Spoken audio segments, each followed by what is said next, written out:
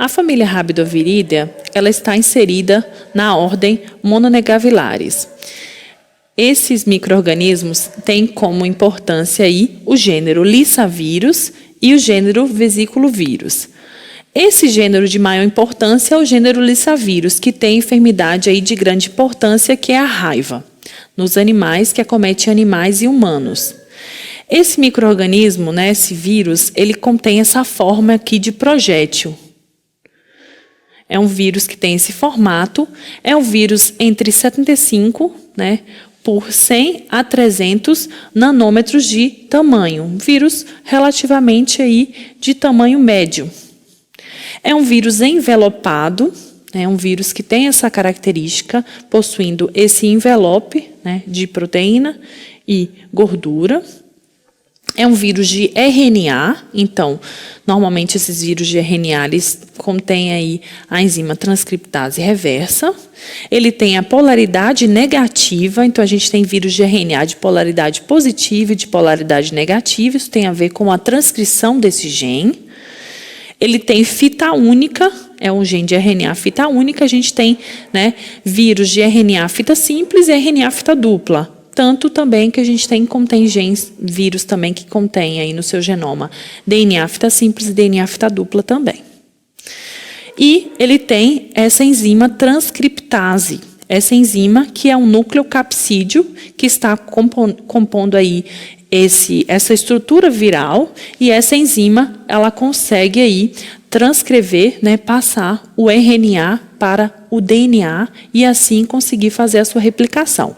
Como são vírus, a gente já sabe, vírus são micro-organismos intracelulares obrigatórios, micro-organismos que são parasitas intracelulares obrigatórios. Então, eles têm, como é um vírus envelopado, é um micro-organismo aí que não tem uma capacidade de sobrevivência muito grande aí no ambiente. Geralmente, a fonte de contaminação é um animal ou uma pessoa infectada.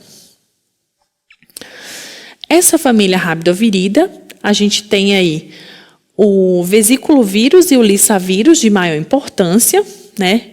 Entretanto, a gente pode ter aí norvirabidovírus e efimerovírus também, que pode rapidamente ocasionar algumas enfermidades, mas que a gente não tem importância dentro da medicina veterinária.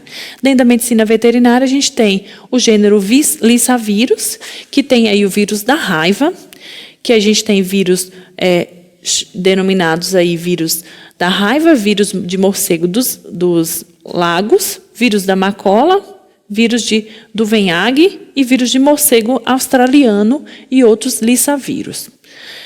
Os vesiculovírus, a gente tem de importância, o vesiculovírus de maior importância é o vesiculovírus, né, que causa a estomatite vesicular, né, que a gente tem alguns vírus aí, algumas diferenças, pequenas diferenças, né, dentro dessas espécies. A gente tem o vírus da estomatite vesicular de Nova Jersey, a gente tem o vírus da estomatite vesicular de Alagoas e o vírus de Cocal.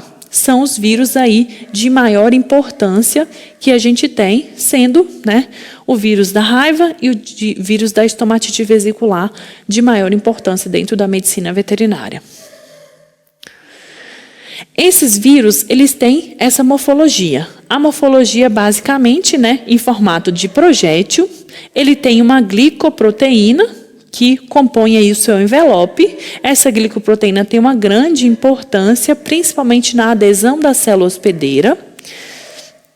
A gente tem uma matriz de proteína, proteína M, além da gente contém aí nucleoproteínas e RNA, tá? Esse contém o RNA dentro desse gene. A gente tem vários genes aqui, né, no seu genoma, onde a gente tem pequenas sequências, né, na transcrição, onde a gente tem RNAs mensageiros codificados e chamados, denominados aqui na região, entre a região 3' e 5', a gente tem o RNA mensageiro N, o RNA mensageiro P, o RNA mensageiro M, o G e o L. São essa sequência de transcrição que ocorre dessa forma na região do sentido 3', 5'.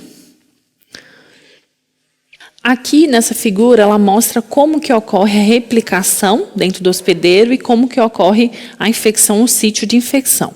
Então a gente tem inicialmente o fenômeno da adsorção, que é quando a gente tem a interação, né, a junção das proteínas do vírus, né, daqueles capsídeos, da proteína que está no capsídeo, né, com a célula do hospedeiro. Geralmente as células que esse micro-organismo, né, esse vírus tem predileção, são as células do tecido nervoso. Então, a gente vai ter nas junções aqui a interação entre o vírus e as células do hospedeiro, né, com os hospedeiros susceptíveis àquele vírus. Posteriormente, a gente vai ter a penetração, né, a partir dessa interação, a gente vai ter a penetração desse vírus. A entrada desse vírus vai provocar o desnudamento, a retirada dessas proteínas de superfície e a remoção do envelope viral, porque dentro da célula do hospedeiro ele não necessita desse envelope viral. Inicialmente vai iniciar-se a transcrição, sempre naquele sentido, 3 linhas, 5 linhas, onde esse micro-organismo, né, esse vírus, ele vai transcrever, vai fazer com que a célula do hospedeiro ele comece a transcrever as proteínas, tanto do capsídeo, e transcrever o RNA, tá? O RNA mensageiro, onde a gente vai ter a tradução em proteínas estruturais do próprio vírus, e aí processamento, a glicosilação, né, com proteína G, e a replicação do seu RNA.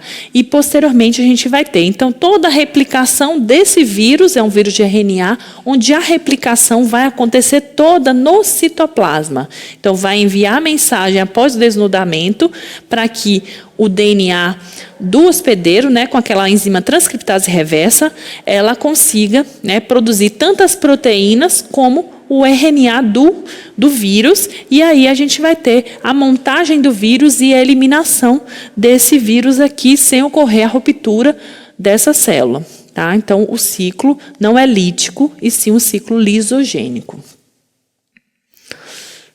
Esse gênero Lyssavirus, ele tem aí, geralmente, né, um comportamento aí viral, né, após essa incubação.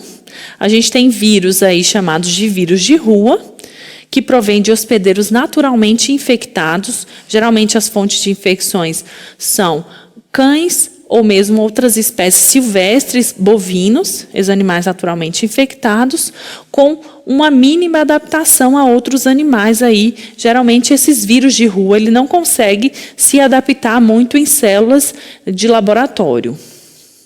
E temos os vírus fixos, que são, né, vírus que a gente consegue isolar, né, em laboratório e faz diversas passagens, ou seja, vai diminuindo a virulência desse vírus e a gente consegue aí inocular em células ou mesmo em cérebros de camundongos, para que a gente mantenha aí esses vírus fixos para fazer testes e produção de anticorpos. Então, esses vírus de rua são que causam realmente a infecção e depois a gente inativa esse vírus em laboratório para que a gente tenha a produção de anticorpos, para que a gente consiga fazer esses testes.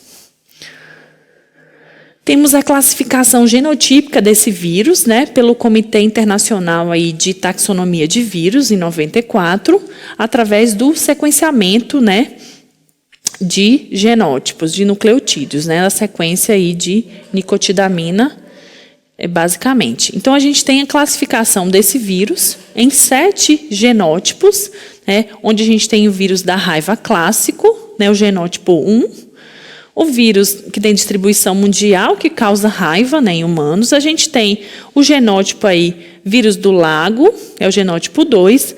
Temos o vírus de Macola, né, o genótipo 3.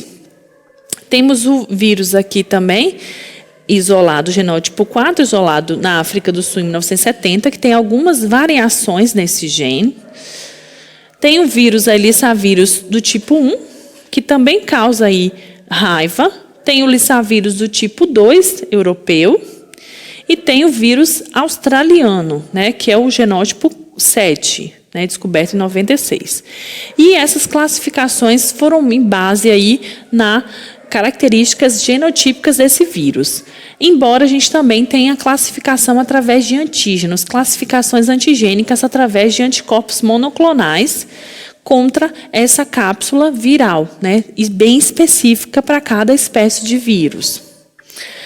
A gente utiliza aí técnicas como imunofluorescência direta, né, que foi proposta em 78, que a gente consegue observar essas variantes antigênicas. E aí a gente classifica de acordo com essas classificações antigênicas.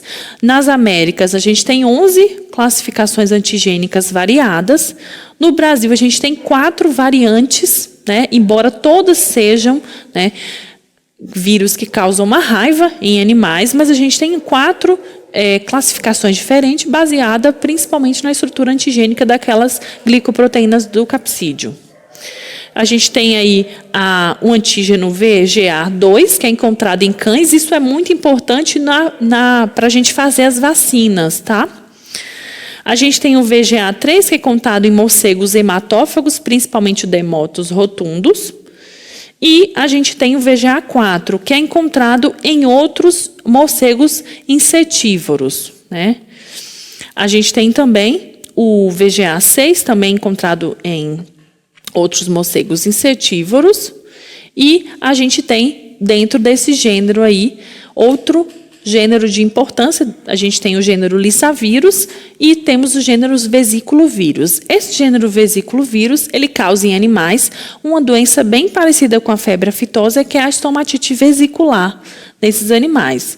Temos 2 grupos geneticamente distintos desse vírus, né? O vírus chamado de Nova Jersey e Indiana. E dentro desse subtipo, né, dentro do tipo indiano, a gente tem outros subtipos, né, na verdade, mais 3 subtipos, né, que geralmente produzem uma imunidade cruzada nas espécies, ou seja, o animal que foi infectado, né, com um desses vírus, ele vai ter imunidade contra outros vírus.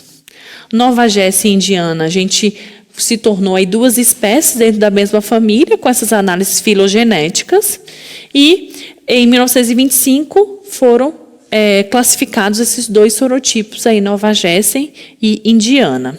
Em 61 a gente descobriu esse vírus de cocal, né, vírus de pulga. Em 63, o vírus do salto em equinos, né, dentro dessa família, o gênero vesiculovírus. E no Brasil, o vírus chamado de vírus vesiculovírus Alagoas, né, em Moares, né, em acininos.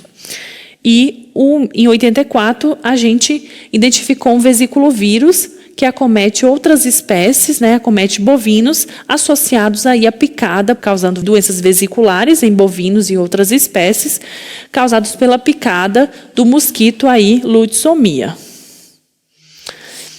Essa doença, né, estomatite vesicular, ela acomete principalmente bovinos e suínos e é uma doença praticamente indistinguível clinicamente com a febre aftosa, que está aí dentro de outra espécie, dentro de outra família da picornavirida. Então, apesar disso, é uma enfermidade que tem uma grande importância, né, a febre aftosa, principalmente por questões comerciais. Né, tem um período de incubação desse vesiculovírus de 2 a 8 dias, de 2 a 8 dias. Em humanos, pode ocasionar aí problemas, que é chamada aí de doença da mão e da boca, que acomete geralmente crianças, né? Médico veterinário, está precisando acessar mais aulas como essa? Acesse agora a plataforma VET Profissional e se surpreenda!